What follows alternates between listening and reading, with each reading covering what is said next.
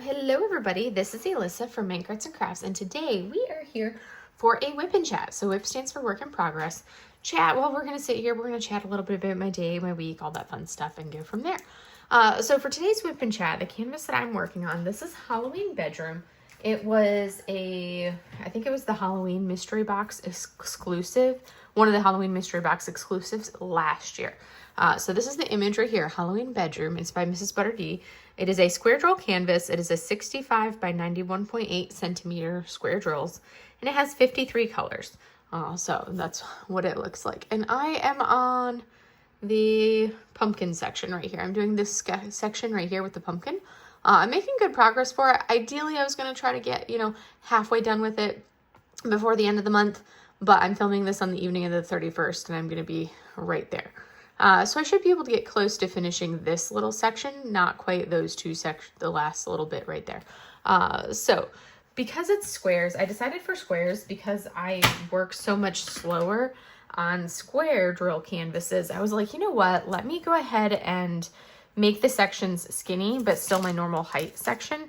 It's kind of like a good compromise between, my massive section. Normally I would do a section like this big, and sometimes it can feel a little daunting on a square drill canvas. Rounds, I can go all day with a massive section, but squares, it's a little bit more daunting. So I have had to narrow my sections for the square canvases. So it's still, like half the canvas in height, which goes up like half an inch further than what you see. I've had to do that for working on it, but otherwise it's been going pretty well having these skinnier sections, still tall, but skinny. So what am I using for my tools? So I have this lovely cover minder that I'm using. This is from Shire Shenanigans. She has a channel, and then she also does the laser cut wood cover minders. This is from the Claws and Paws DP Along 2025. So that was from the summer. And then I am using my two handy dandy Yellow Dog Designs trays. They're kind of like my go-to. I pretty much use them for everything. And then as far as pens are concerned, I am using this beautiful pen from Swampwood Creations, Swampwood pen right here. It's beautiful. It's one of his newer styles, so it's a little bit thicker than the other ones, and it is stunning. It's like this really pretty deep royal blue type color. I'm using a different easel today, or tripod today, so you don't get the same light you normally have, because it's not that one. And then I have this one right here, which is like this green confetti pen. And this is from Lady Lathe Customs by Design, over Stacey Travis. For that one, that's got, this one has my 10 placer. That one has an 8 placer. And then this is from House of Rainbows. It's like a clear rainbow pen. It's a little longer. This is definitely longer than what I like. I think 2 of these pens are longer than I like. I like that's normally the longest length I like to go with is that one. But you can see how this one is like 5.5. And then this one I think is at like the 6-ish. A good 6 inches for this House of Rainbows rainbow pen. But it's a very pretty pen, so I figured I would try it. And it's comfortable to hold on to. So those are the main tools. I do have 2 different putties that I can't remember which putty is in which one. I'm using the Tracy's DP World Pina Colada. And I'm using Thess Studios Lemon. And this one, I actually am really liking this one. I think this is my favorite one so far. And then, of course, I'm using Wee Wax. I did swap out and put in the green clover and aloe Wee Wax, but I am using Wee Wax like I normally do. So we're going to go ahead and get started on this. I need to pull my plastic cover out of the way and tape it up, and now we can get started with this. I'm kind of like in the mood to go with an obvious section, so we're going to do some of these percentages.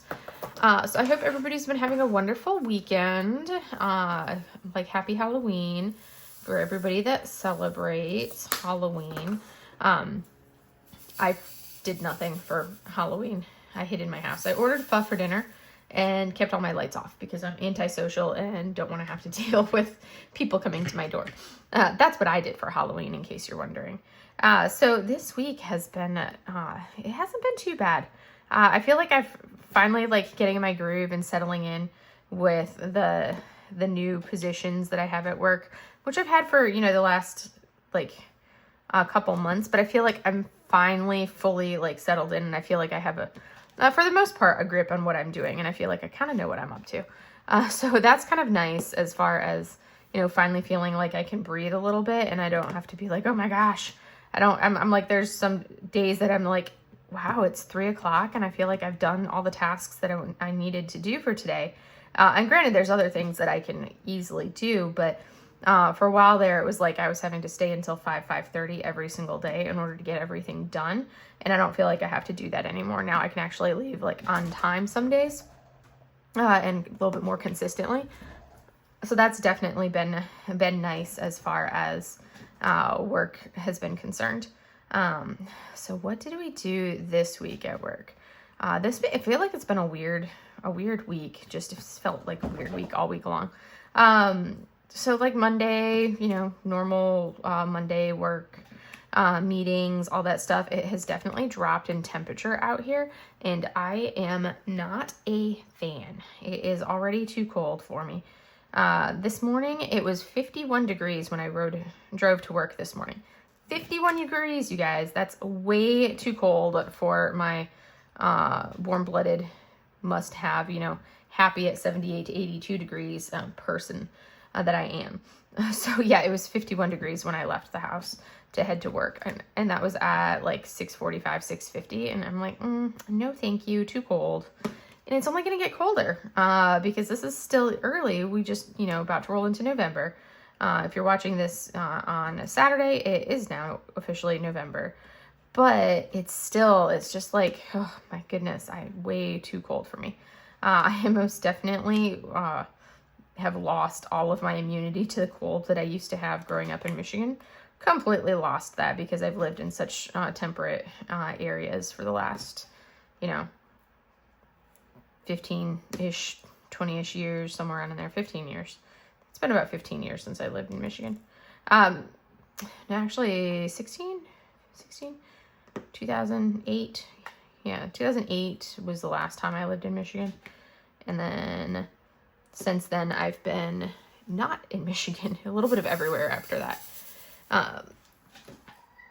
So, anywho, I am currently, let's see, yeah, so beyond it being super cold, and I've been having to wear a hoodie to work in the morning before I get into my office and change, and then I'll be sitting there and I'm like, the clinic and the hospital isn't any colder than it's been all along. It's like the same internal temperature so far, where it usually hovers around 70 to 71 degrees, but I'm like, for some reason I have been so cold all week, and I think it's because the temperature change, the humidity drops, that type of thing, and my body knows, so my body's like, it's cold, even though like realistically it shouldn't feel that cold because it's literally the same temperature in the clinic as it was 2 months ago.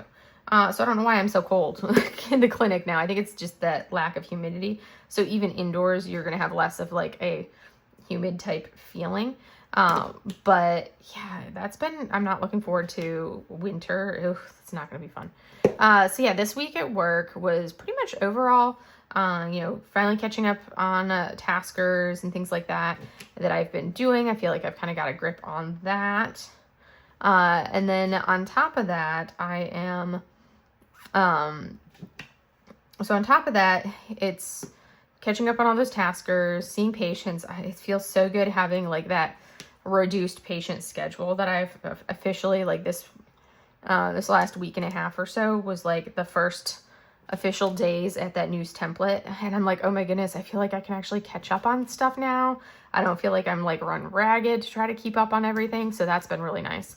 So I'm glad that has officially taken effect. And then, let's see, what else did we have this week? Oh yeah. So if you guys remember, the patient, story that I had for you guys last week of the disgruntled patient.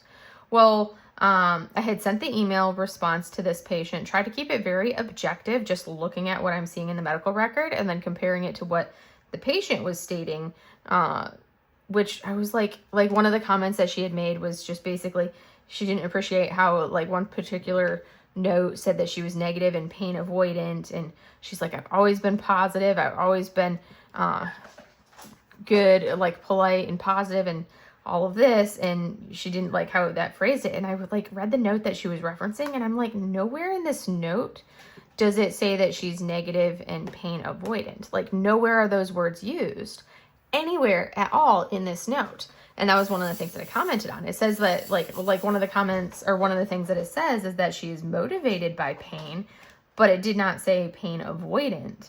So I had to kind of like explain like that, try to explain that to like what pain avoidant actually means. And I was like, let alone the fact that it's not actually in your medical record saying pain avoidant, which even if it does, that's not a bad thing. Especially if your primary complaint is pain, but it leads impact to how I have to focus as a therapist. If somebody is pain avoidant, but we're trying to make progress on something, but their limiting factor is the pain and they don't want to do anything that's going to cause pain, that's going to impact how I go about treating them. But this particular patient was not like that. It was just, the phrasing of things. Well, so I had sent my really lengthy email that I spent like 3 hours working on and reviewing her medical record to go over this and reply it back to her.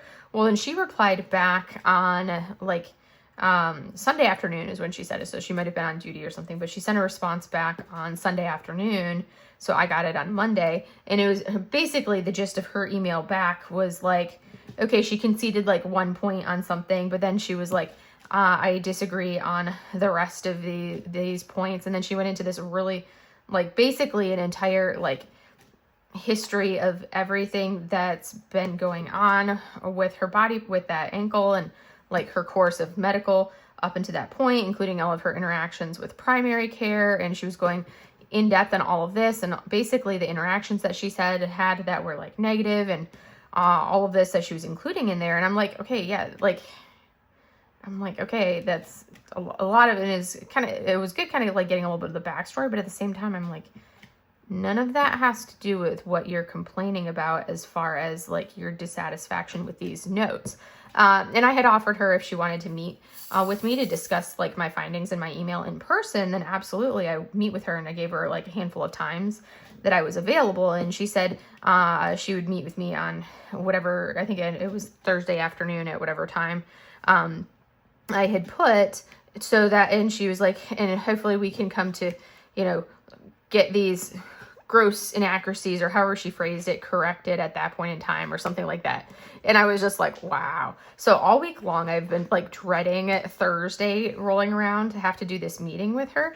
Cause I'm like, okay, if this is how she's been like how the email reaction has gone, I'm like, do I need to go talk to patient relations and have a patient relations representative present while I, go through and do this discussion and this meeting with her? I'm like, this is all stuff going through my head and going through my mind. I'm like, am I going to end up with like this irate mad patient in there? All of this stuff, because that's kind of like the sense that I got from the email is like, this is going to be a really tough, challenging conversation. So it was then Thursday. So I like literally have been dreading that meeting all week long. But then Thursday rolled around and met with her Thursday afternoon. She came in, we went back to my office. Cause my office, I don't have an office in the main clinic space in the main portion of the gym. Cause I have like a certain number of physical therapists, and then, myself on top of that. And my physical therapists all have their own private offices, but with me, there's like one office short. So it's like, for me, I end up in, the office on the other side of the clinic, like literally, it's still within our spaces, but it's like literally as far as I can get away, as far away from like the main clinic gym space as you could possibly get. So it's not feasible to, do patient care there at all, because it's so far away from everything that you would need, for doing patient care. But that's where my office, is like way over there. So she comes in, we go back to my office and sit down, like introduce myself and everything. And then start kind of like, I was like, okay, go ahead. And I was like, told her, I was like, all right, go ahead and like, what are the main things that you're concerned about? Blah, blah, blah, blah, blah. What are your like main disagreements? And she kind of started going through some stuff, like from like the chart or the record and different things like that. And like, basically by the end of the conversation, she was super, super polite, super, super sweet, really good girl. And it was like totally not like what I had mentally prepared myself for. And I think ultimately she just needed a chance to completely vent all of her frustrations about the entire process of everything that she's going through. And it's totally frustrating. Like if you're doing everything that you're told to do, and yet you still end up having pain, and they haven't been able to, medical hasn't been able to reduce your pain. That's something that's extremely frustrating as a patient. I see that frustration with my patients, but I've also been that patient myself. Before I became a physical therapist, I was that patient, and I was very frustrated, and I would get very frustrated for the process. Like in high school, I had 4 knee surgeries. I've had 4 knee surgeries on my left knee, and 3 of those surgeries were in high school. I had the first surgery and went through physical therapy before the surgery, had the surgery. I think that was in 10th grade is when I had the first surgery. So I spent a lot of downtime throughout high school, because I spent a lot of that time in physical therapy. I was going to PT 3 times a week before the surgery, and then had the first surgery, and then I was continued with physical therapy 3 times a week after the surgery. So it was, it was a lot of time that I was spent there. And then I had the surgery, and they're like, all right, everything's good to go. Discharged me, and it was it just never completely, and it felt good for a little bit, and I played soccer that spring. And then that spring of my 10th grade year, I played soccer. And then it was it just started by mid-summer, it had started bothering me again. And then when I started up marching band in the fall, I'm like, okay, feels a little different than what it was before that surgery, but it just feels like something is wrong in there. So it was okay, let's go ahead and send you back to physical therapy. It didn't improve. Let's go ahead and work on so I was working on physical therapy, but then we also went ahead and they ordered a new MRI, and the surgeon was like, yep, looks good, you're fine. MRI is normal, and all of this stuff. And I'm like, it just is not right. There is something still wrong with my knee. And thankfully my mom's awesome, and she totally believed me, because it was I felt like my surgeon didn't believe me, and I felt like it was and I was super, super frustrated, because I felt like everyone was seeing me, and they were you kind of get that impression of, oh, you're faking kind of a thing. And I'm like, I'm not actually faking it. There is something wrong in there, even though the surgeon is telling me everything is normal, everything's good to go. So finally, my mom was able to, get me into a different orthopedic surgeon who is specialized in knees and shoulders. And so we went to the specialist in, in Grand Rapids, Michigan, which is big town, big city compared to where I grew up. There were less than 5,000 people in my hometown. So we went to Grand Rapids, which is, massive, to a specialist there instead of the orthopedic surgeon in my small hometown local hospital, who basically would do a lot of total knees and total hips. That was the majority of his patient caseload kind of a thing. So we saw the specialist, and the kicker is we used the same exact MRI that the first orthopedic surgeon had. We took that MRI and gave it to the second orthopedic surgeon. He looked at the MRI, and he was like, oh yeah, he's like, this is exactly why you feel like you do, because right here you tore your ACL, and you also tore your MCL, so 2 of the ligaments in the knee. So he was like, yeah, we need to go ahead and do surgery and get this repaired. So long story short, it was kind of one of those things where it was validating, because I'm like, the first surgeon was like, oh, you're fine, it's just scar tissue, had given me, a steroid injection in the knee to try to break up some of the scar tissue, which was excruciatingly painful, mind you, to get that injection and have all that fluid shoved into my knee. Did not help at all. And then and it just nothing was improving in my knee. So it was kind of validating when you see someone and they're like, yes, there is something wrong. And I'm like, see, I knew there was something wrong. Because it's the perception you get when you've been injured for so long is that people start thinking, you kind of get that sense of people around you think that you're faking it kind of a thing, especially when you're, a young kid and you're constantly feeling like you're injured and you can't do things. It's a very, very tough kind of feeling and position to be in. So I understand that when patients feel like that, because I have spent such a lengthy amount of time as a patient myself over the years, because I've had 4 surgeries on that knee. Had one back in, I think, 2019. I had my last surgery on the knee. But And it's like, there's still some things that I do and I'm like, okay, I feel it. Like there's still some things in there in the knee that I notice and feel consistently. It's not like I live pain free or anything like that. But anywho, long story short, I kind of digressed on that little like rabbit trail that I just went on. Basically it was a matter of like, talking to the patient, talking to her. And a lot of it was, she's very frustrated that she's still in pain and that like, she had a surgery, but the surgery that she had was a diagnostic surgery. They didn't go and repair anything. And she was like, and she's very frustrated by the fact that, everybody around her is like, oh, you had surgery, you should be good to go. And it's like, you had surgery, but they didn't repair anything. So it was kind of to see what was going on in there because nothing was showing up really on imaging. So when they went in for the surgery, they were able to see that she had some cartilage damage in her ankle joint and all this other stuff in there. And she's young, so the surgery that they would entail to have to fix that is a pretty intense surgery. And essentially, you want to try to hold off on that surgery as long as you possibly can to try to like maximize longevity of the joint. But so basically, so it was kind of one of those things where she had that validation of, okay, there is something wrong. But then at the same time, everybody around her is like, oh, you should be good to go. You had surgery. You should be healed by now. And it's like, they didn't fix anything. So that was also part of her frustration is they didn't fix anything, but everybody's like, oh, you had surgery. You should be good to go. And it's like, yes, she recovered from the surgery pain, but she still has the same issue that she had before surgery because nothing was actually fixed. So that was one of the things. And like, I think ultimately it was a combination of she just needed to be able to vent all of her frustrations to somebody who she felt like actually understood her.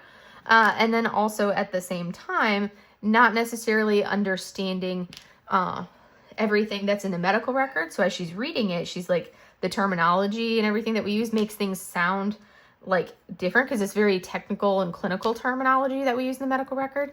And that was one of the things I had to kind of explain a lot of like the terms that we use and be like, okay, well, that actually means this. That's what this means. And kind of go through that terminology side for her so she could understand it. But then also one of the things I'm like, we don't, because, she was like, when she was reading her notes, and this is one of the dangers, one of the challenges now, because it's like for patients to be able to access their medical record is so much easier. You just, log onto the website and you can look at all of your notes from your providers. Whereas before you normally used to be that you had to go through and you had to like request the note, fill out a waiver, blah, blah, blah, blah, blah, to be able to see any of those, any of your medical record. It was a lot more in depth to be able to get access to it. And it wasn't as common to be like, oh, let me read all of my notes from, my every visit that I've had kind of a thing. But now with technology, you do that and you can go in and you can read exactly what was said and written, everything, and very effortlessly and streamlined.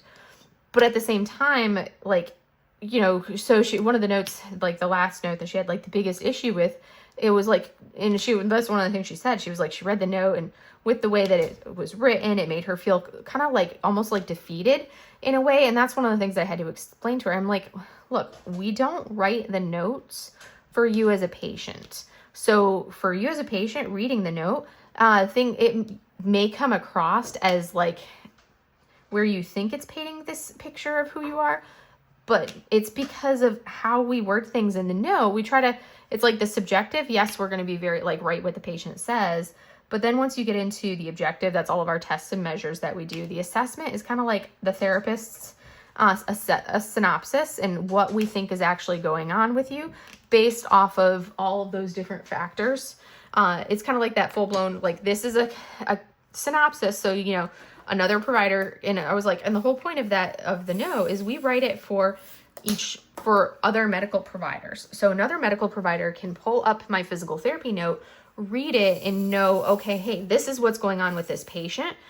This is kind of like the synopsis and this is everything that's going on with them.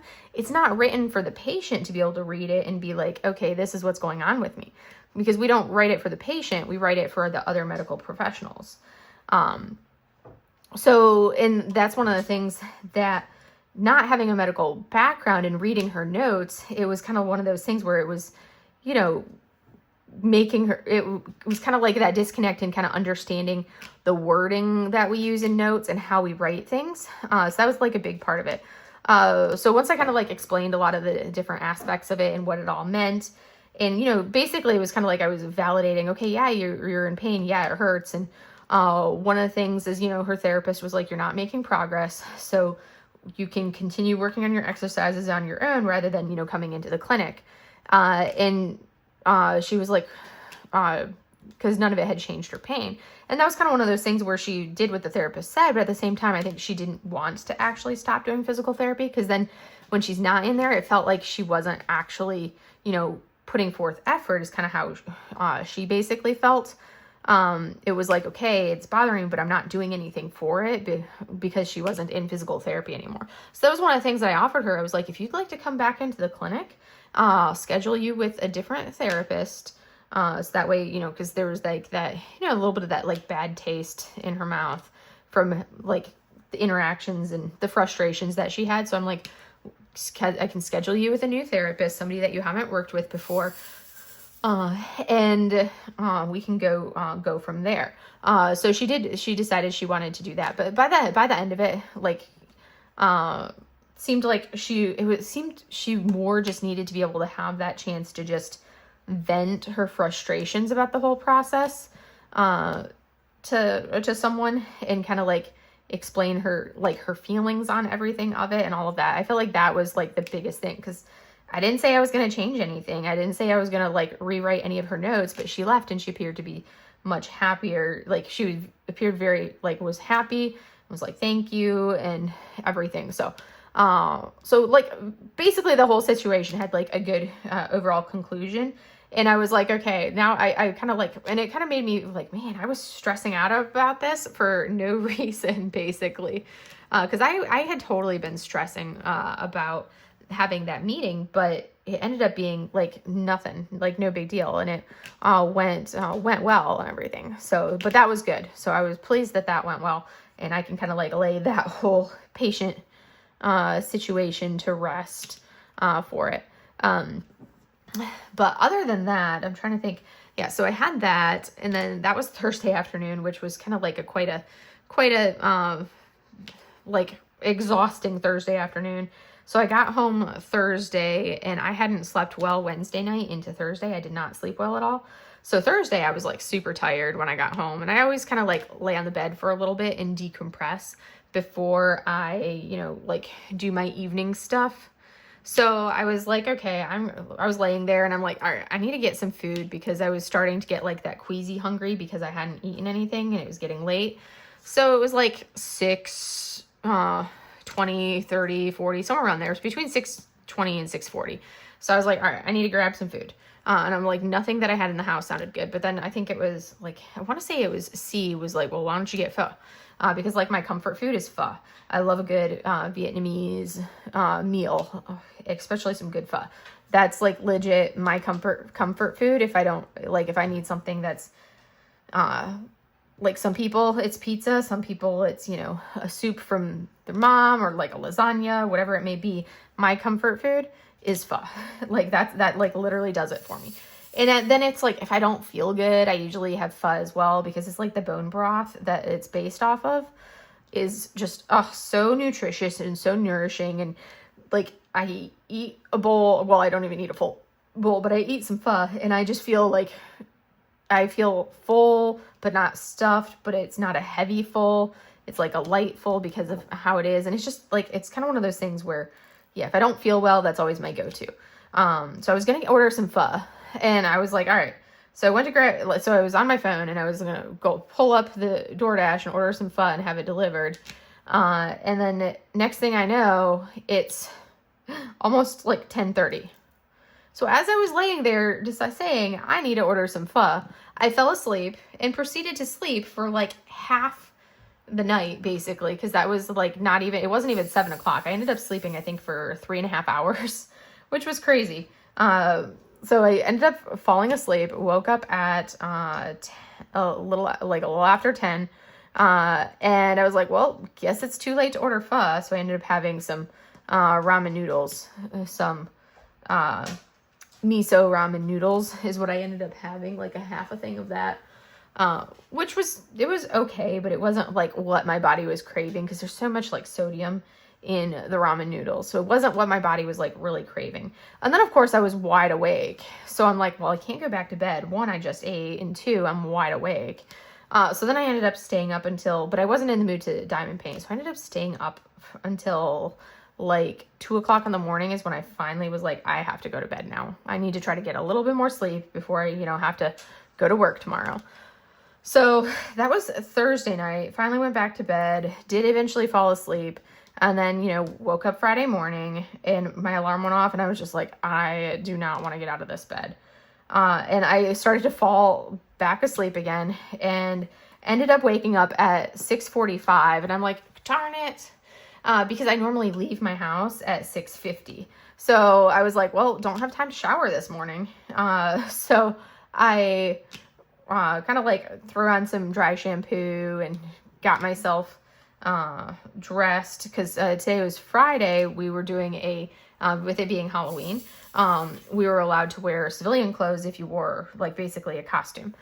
So me being a physical therapist, anybody in the department that wanted to wear a costume, it was like, okay, our departmental costume for Halloween is going to be skeletons. Because, I felt like that was fitting for us as PTs. So anybody that wanted to dress up, skeleton, that's what you got to wear. And so I had picked up like Thursday morning. I was like, oh, darn it. I completely forgot to order a skeleton shirt. So I went on like Amazon to try to do like the same day delivery. And the only size shirt of the skeleton shirt that they had available in same day delivery was an extra large. So that's what I ended up wearing to work today. It was a pair of jeans and then an extra large, which normally I wear, like if it's a men's shirt, I typically, a men's t-shirt, unisex ones, those I'll wear like a small, maybe a medium, but the medium's usually a little baggy on me. This extra large was like literally down to like halfway down my knees. So it was like literally like a dress on me. It was so funny. But I'm like, hey, I was wearing it like this. I'm actually wearing it right now, and the sleeves are so long that they like literally come down to my elbow area because of how long those sleeves are on it. But yeah, that was our uniform for today. It was a skeleton. And then of course I had to grab a sweater because it's so cold. I had to wear a sweater over that. I just left the sweater unbuttoned so you could see my skeleton shirt. But yeah, I did. So we dressed like skeletons. I had first thing in the morning, I had a walk-in patient, like a sick call type patient, kind of like basically I do like walk-ins for acute patients. We call it our 24-hour appointment, where basically they still get booked into an appointment slot, but it's one of those things where it's very much, like last minute. Usually, if I leave at 4 o'clock, sometimes I'll walk in the morning because the clinic's still open until 5. Sometimes I'll walk in the morning and I'll have a 7:30 scheduled that wasn't prior to that. And that's, like usually if there's nobody on my schedule by, like 4:45, 5 o'clock, there's not going to be anyone on my schedule in the morning because it's the first slot of the day. Well, this was one that between when I left yesterday and when I got in this morning, I did have a 7:30, which worked out because, if I had been like, I don't have anyone on my schedule, I would have just kind of like showered and then come in and been in a little bit later than my normal time. But I'm glad I didn't try to do that because I did end up having a patient. But then the kicker, so Fridays are my day that I do inpatient upstairs, which sometimes I have patients, sometimes I don't. It's very much hit or miss, day by day type thing.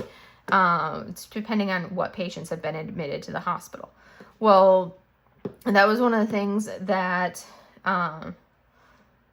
instead of so typically my Friday mornings I'll have a 7:30 patient, I'll have an 8:15, 8:45, 9:15, and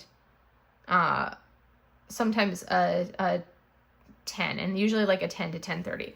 Well, today I ended up I saw the 7:30, and then my 8:15 had canceled yesterday. My 8:45 canceled like 2 days ago, and my 9:15 canceled yesterday afternoon. So literally I saw the one patient. I saw my 0730 patient. So then I spent the rest of today like doing admin stuff, working in my office, doing things, and kind of like catching up on some stuff. But at the same time, I'm like, oh my goodness. I was like, of all the days when you and it just made the day like take that much longer not having anybody scheduled. It definitely made the day go by slower for that, but made it through the day. I had the meeting that I missed last week because I was dealing with like this patient chart review thing. The meeting I missed last Friday, I ended up doing today, this Friday. So I met with that individual this afternoon, did that, but even then, and then I was just kind of like chatted with some of my staff because I'm like, I just need a break from being in front of the computer after a little bit. So did that and then proceeded to did that part of everything, and then it was like, all right, now it's time to basically go home. And that was the end of my work week. And then I've just been kind of like chilling today. Oh, like kind of along that lines.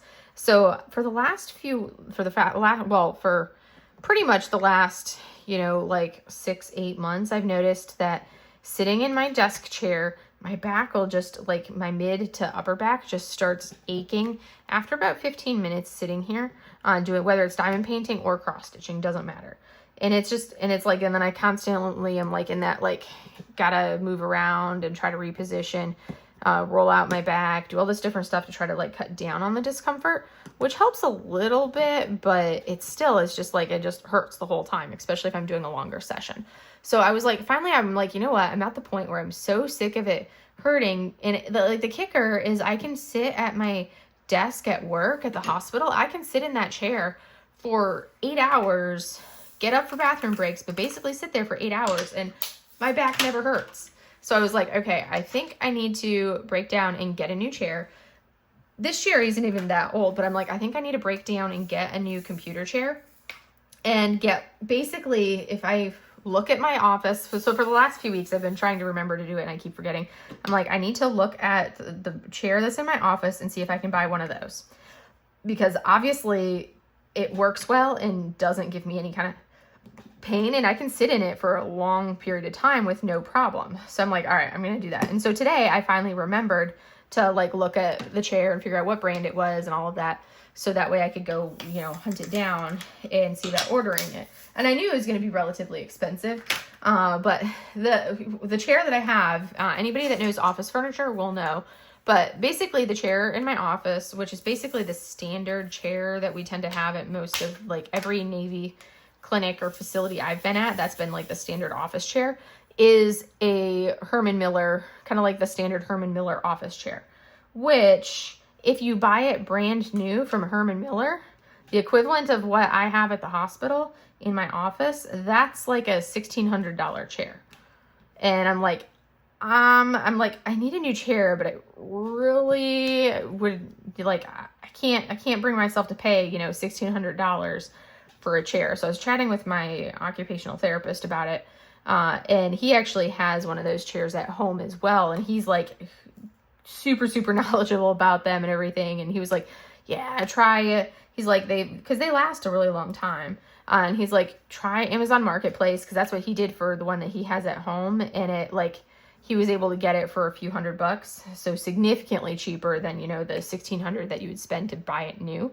So I was like, okay, so I was like, all right, I found like there's a refurbished version of it that I can get online from like a furniture warehouse type place for like $600. But I'm like, let me see if I can find it, which I'm like, I could like, that's something that, I can, put the money aside and start working on it, buying it for like the 600, but that's a lot of money. And I really don't want to have to spend that much money on a chair, even though I'm at the point where I'm like, I have to do something, because I just can't be in that consistent pain when I'm sitting, and trying to craft and do something enjoyable. And I'm just sitting there and my back is hurting the entire time. Like, I can't do that anymore. I'm over it. I'm done. If you hear random scrabbles, it's because Mochi's playing with a spring on the floor. So I was like, I need to, like, because something's got to give. If it means that I have to buy this ridiculously expensive chair, well, then I'll save up and I'll buy this ridiculously expensive chair. But looking this evening, well, actually, it was my mom that found the version of it for the refurbished version for like $600. And then I was looking on Amazon or Facebook Marketplace, and on Facebook Marketplace, I can get that chair there's somebody selling it for like $350. But it looks like it's been listed for a while, because that's a lot to spend for the average person on like a computer chair. So I was like, you know what? I was like, and of course tonight I'm like, I just don't have the mental bandwidth to feel like dealing with trying to communicate with somebody over, Messenger tonight. So I was like, I'm not in the mood for it. So I was like, I will deal with that in the morning. So tomorrow, Saturday, I'm going to try to reach out to this person. One, I'm going to see if they'll take like $300 for the chair instead of $350. But yes, so that's where I'm at. I'm basically going to be spending some money on a expensive desk chair. But I know for a fact that I can sit in those chairs for a prolonged period of time with absolutely zero back pain when I'm at my desk at work. So I'm like, I just need to break down and do it. As sucky as it is. But if you think about it, like I've been, every couple of years, I've been having to like replace my desk chair just because it's like the cushion breaks down or whatever else, and it just can't necessarily sit in it comfortably anymore. So finally I'm like, I just need to break down and get a new chair and get this. And it's like those particular chairs last for a good long while. It's not something like that you have to replace very often with that particular, the Herman Miller chair. They last a good long time. So that's something that I'm like, all right, I'm going to have to just do it. Because if you think about it in the long run, when you're buying something that's made well, quality wise, yes, it's more expensive up front. But then on the flip side, you don't have to repair it and replace it all the time. You basically, it's like because it won't continue, breaking and having all these issues. And you won't have to kind of keep buying a new chair over and over again. Like I feel like you have to if you're paying, $150, $200 for like the average chair off of Amazon. You typically, it'll last for a year, maybe 2 years, especially if you're like consistently sitting in it. And then it breaks down and you like have to get a new chair. So I'm at the point where I'm like, okay, I just need to go ahead and bite the bullet and do this. So that's what I'm looking at. So we will see. I'll let you guys know next weekend if I end up getting this particular chair that's on sale locally from Facebook Marketplace, or if I continue trying to like find something cheaper, or if I just say, okay, that's already a steal of a price considering the new chair brand new is like $1,600. And that's on like a discounted price. So that's kind of where I'm at as far as the chair is concerned. But I thought that was kind of like a crazy, interesting conundrum. We should talk a little bit about diamond painting now. So, Mochi, do not scratch my chair. See, and then like with fabric chairs, Mochi is like, I must sharpen my daggers on this. And I'm like, you're not supposed to. She'll literally scritch and stare at me while she's scritching. And I'm like, you are a brat. You know better. But anyways, so who's excited for the Saturday release?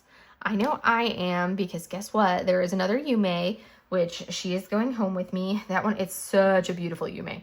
So that Yume is going home with me. Of course, that one's like a necessity. And then like you guys, if you watched my Margaret Morales hoard video that I did Wednesday of this week, I went through all of the Margaret Morales canvases that I have in my hoard. I looked over, and then we did a brief glance, and I unboxed all of them. And then we did a brief glance at the Diamond Art Club website to show all of the ones that have been released. I think it's something like 19 or 20 kits, including the mystery and like the limited one from the mystery box. Though there's like 20, I think, total that have been released from Margaret Morales. And I think I own only 4 of them. Because I was trying not to be collectivist of everything, and I have to be like, okay, the art has to speak to me. And then I pulled up Margaret Morales' website and kind of went through some of her other images that she has. And there were a few of them that I pointed out that I'm like, okay, if this one comes out, that one is a must buy. This is one that I want, blah, blah, blah, blah, blah. Well, the Margaret Morales that's being released Saturday, today, if you're watching this on Saturday, I'm filming it on Friday, but the one that's being released this weekend is actually one of the ones that I pointed out that I wanted. So I was like, I could wish list her, But I'm already planning on buying the Yume, and this is another one that is definitely like high on my want list. So I'm thinking I will most likely purchase both the Yume and the Margaret, considering they are with the scratch code in my email inbox from Diamond Art Club this week. I ended up getting a 23% off discount code, which is actually a better deal than if I had gotten like a BOGO code. I did the math. I actually calculated it. I did the math and calculated it out. It's like a couple bucks cheaper to do the 23% off than if I had gotten like one of those BOGO ones. But regardless, I was like, all right, so I'm like, okay, with the 23% off that I have, I'm like, you know, I might as well get the two of them and not just the Yume. So I'm really leaning towards doing that because it's one of like the main artists that I want to collect. So that's what I think. I might end up getting both of them tomorrow. We will see once it comes time to, you know, like hit that purchase button. We will see what I end up snagging for it, beyond if I just get my Yume or if I get something else with the Yume. And am I going to get the Margaret, or am I going to get one of my other wish list items? Probably be the Margaret, because I feel like I'd have to prioritize and be like, okay, which one of these do I want the most? So anyways, that's where I'm at, kind of like thinking about that stuff. But I have been doing very well for me in particular, as far as like what I've purchased this last month for diamond paintings. I've gotten a bunch of diamond paintings in that I had ordered, but as far as what I've actually ordered this month, I'm very pleased with myself on how much I've gotten. I feel like it's not a massive quantity. So I'm very pleased with that. Definitely a lot better than what I had been doing in previous months. Like there's been a couple weekends this year, or this month in October, there's been a couple weekends where I haven't purchased anything at all. And then of course they've released, you know, a couple Yume's. So those were like must purchase, obviously, because those are Yume's art is exempt from any kind of no buy, low buy that I may happen to be on. Yume's artwork is completely exempt from that. So anyways, but with that in mind, I'm definitely, like I said, definitely buying the Yume this weekend. And then I'll be on the fence as far as if I'm going to purchase the other one and buy two, or if I go ahead and just buy the one and pay the shipping. We will see. We will see what I end up doing when it comes to checkout. And I'll let you guys know next weekend what I end up doing. Can you guys believe that it's already the end of October into, like, now we're into November? It's just, like, mind-boggling if you think about it. I feel like this year has flown by in one way, but at the same time, it also feels like parts of it have dragged. Hi, Momos. She wants me to hold her. It's chilly enough in the house. It's only 73 in here because I refuse to turn on the heat until it starts to drop below like 68, because my heating the house temperature is usually 68, which means that once it gets to 68, I'm pretty much wearing an hoodie and sweatpants like the entire time, because that's way too cold for me. And the girls are in sweaters the entire time too. Aren't you, Momo? Mwah. Love you, baby. So there's been a few days where but now Mochi, she's like, I'm cold. So if I'm sitting down, she wants to be on my lap, curled up in a little cat ball. And I'm like, sometimes I don't want to have to sit with my legs crossed so you can like lay on my lap, Mochi. Sometimes I just want to be able to sit. Would you stop flicking your tail at me? Why are you flicking your tail? She's mad because I'm not sitting in a way that she can sit on my lap, because I have to have my legs crossed so she can sit on my lap. That's like her go-to. I need to cross the legs so Momo can sit on my lap. But I'm not doing that. So now she's like, Mom, why aren't you sitting right? So that's why she's lurking in the corner of my table here. But anywho, we're making really good progress on this. Look at, we've got like halfway through the portion that was left on this section, which was the majority of it, because I really just had some of the oranges of the pumpkin done. And now we're knocking out a lot of the other aspects of it, making good progress on this one. So I'm pleased with that, progress wise. All right, let's see. And sometimes I'm like, okay, do I have more of that symbol further up? Yes, I do. This whole area there. Hey, why are you scritching that? That's not for you to scritch your toenails on. I have like this little fabric basket thing, or like little box type thing. that I use to like as like a travel thing for diamond paintings, tools and accessories. But Mochi loves the texture of it. So every time she jumps up onto my little cart that's over next to me, every time she jumps up on the cart, she has to scritch her toes. She doesn't do like full-blown daggers exposed, but she scritches. She has to scritch her toes on the thing. I think she just likes the texture and how it feels on her feet and under her little claws. But it's so funny though. So I always have to yell at her, be like, Momo, stop it. But yes, Sushi's mad at me because I'm not paying attention to her. So she's off doing something else. You know, being typical Sushi. We're gonna, let's see, we'll probably finish that color, maybe another color, we'll see. I'll probably pull out this little color right there after this one, but it's coming along nicely, you guys. Oh my goodness, did you guys see that the Mrs. Butter D, Boo, It's Coffee Time, and Boo Cafe, which is the one that I really wanted. I liked both of them, but the Boo Cafe was the one that I really wanted from the Halloween drop. They just archived both of those today. And I'm like, seriously? Seriously? They've archived both of them? Like, oh, come on. It's like, I could see potentially archiving like the Boo It's Coffee Time or that one because of the color blockiness of the background. But the Boo Cafe, like that one, I'm like, why are we archiving it so soon? Because I was really planning on buying that one on like a future restock so I could have it because I really love it.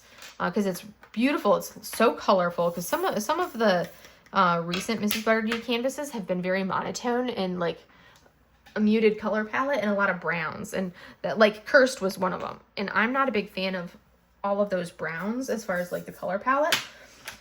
It's like I did Cursed and I was like, okay, this is a lot of browns. If it had been a square, it would have been like, oh, it would have been brutal if it had been a square. Thankfully it was round, so it went quicker, but it was all those browns. And it was just it kind of like, I was like, I need to finish this as quickly as possible because these browns are going to be the end of me. So thankfully I did finish it quickly for that one. And then the Halloween bedroom, for how big this is, it has been going very well and very fast. And I don't feel burned out on it at all. And a lot of it has to do with the fact that this one is so much more colorful than the other one. Because the other one, definitely a little bit more of that monotone browns for that one. Still a lot of colors, but they're very much all tones of brown. Whereas this one is very vibrant and colorful, and you've got a lot more color to it. Especially even when you're looking in the tray, you can see so much more color in the tray than you could with the other one. So I'm kind of like, oh my goodness, why did they have to? So yeah, so in Boo Cafe is one of them that's so colorful, and it's like, you know, there's a couple of people in the Discord that are working on it, and it looks so good worked up. And I was like, okay, yes, this one is an absolute must buy when it comes back. When it goes back in stock and I'm like ready to, you know, buy more kits because I'll have worked down and gotten below my number that I'm above right now that I want to get down below.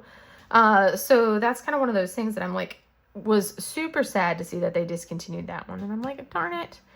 I'm gonna be good, and I'm gonna force myself. I have enough Mrs. Butter D kits that I'm like, okay, I'm not gonna try to hunt that one down on D-Stash as much as I really want to. I'm like, nope, I'm gonna save some room for some additional Mrs. Butter D canvases that they come out with in the future. And I hope it's just a matter of them wanting to, you know, make room for more from her. But then I'm like, but then why do we not see like so many of like that same number of kits from like Eau Claire Studios or Peggy Collins, where they also tend to release a lot of those canvases? I'm like, why are we not seeing the same number of I was gonna grab you. Why are we not seeing the same number of discontinuations on those ones?